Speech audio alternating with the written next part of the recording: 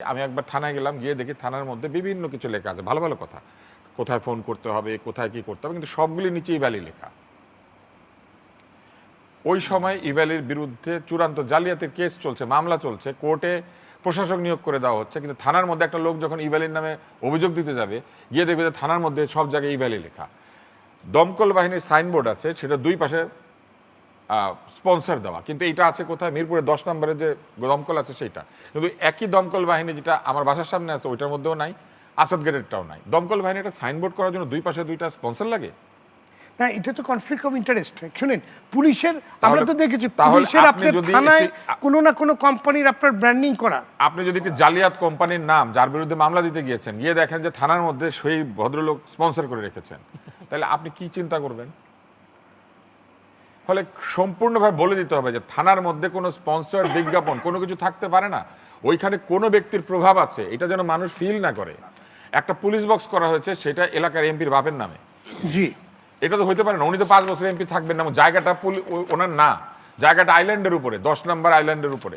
জি, তো সেইটা কি হতে পারে? পারে না, কিন্তু আওয়ামী লীগ আমলে এটা হয়েছিল। তো এই জিনিসগুলি বন্ধ করতে হবে। কোনোভাবেই রাষ্ট্রীয় প্রতিষ্ঠানের মধ্যে কোনো ব্যক্তির প্রভাব আছে এই ধরনের ধারণা যেন মানুষ না পায়। পুলিশ আরো বেশি বিতর্কিত হয়েছে। পুলিশে কিন্তু দোষ নাই, পুলিশকে আবার ওই সাইনবোর্ড বানানোর টাকাটা দেয় না, না দেওয়ার ফলে করে কি পুলিশ কারো কাছে পেয়েছে, নিয়েছে, কারণ সে মানুষকে তথ্যটা দিতে চেয়েছে। কারণ পুলিশকে আবার নির্দেশ দেওয়া হচ্ছে তুমি জায়গায় জায়গায় চার্টার ঝুলিয়ে রাখবা, তুমি সব জায়গাতে লিখে রাখবা। লেখার জন্য যখন পয়সা চেয়েছে বলছে এটা তো পয়সা নাই, এটার জন্য কোনো খাত নাই, বরাদ্দ নাই। তাহলে পুলিশ কি করেছে? যে এসে টাকা সে দিয়েছে তার কাছ থেকে নিয়েছে। পুলিশের কিন্তু দোষ নাই এখানে, সবকিছু পুলিশের দোষ চিন্তা করলে হবে না। কিন্তু প্রবলেমটা কোথায় দেখেন, আমরা এই যে তদন্ত করতে যাই, তদন্ত কর্মকর্তাকে তেলের পয়সা কয় টাকা দেয়, এটা সবাই আমার কাছে কমপ্লেন করেছে যে দেখেন পাসপোর্টের একবার ভেরিফিকেশন ছিল, লোকের বাসায় গিয়ে ভেরিফাই করতে হইতো, ওখানে আসা যাওয়ার যে খরচটা দিত কয় টাকা? ব্রিটিশ আমলে নাকি কয় টাকা, 25 টাকা 50 টাকা কি একটা দেওয়া। এবার এখানে একটা কথা বলি, যেটা আপনি বলছেন সেটা কিছুটা চেঞ্জ হয়েছে। কারণ একটা সময় এই কথাটা বলতো যে আমাদের টেবিল চেয়ার এগুলো দেয় না, এগুলো আমরা নিজেরা জোগাড় করি। পরবর্তীতে গভর্নমেন্ট কিন্তু এগুলোকে প্রোভাইড করেছে, কিন্তু ওই যে নেচার যেটা তাদের ছিল সে নেচার কিন্তু চেঞ্জ হয়। এখানে একটা মজার আছে, অফিসারদের যে ধরনের পেয়েছে আবার নিচের দিকের কর্মকর্তারা সেটা পায় নাই।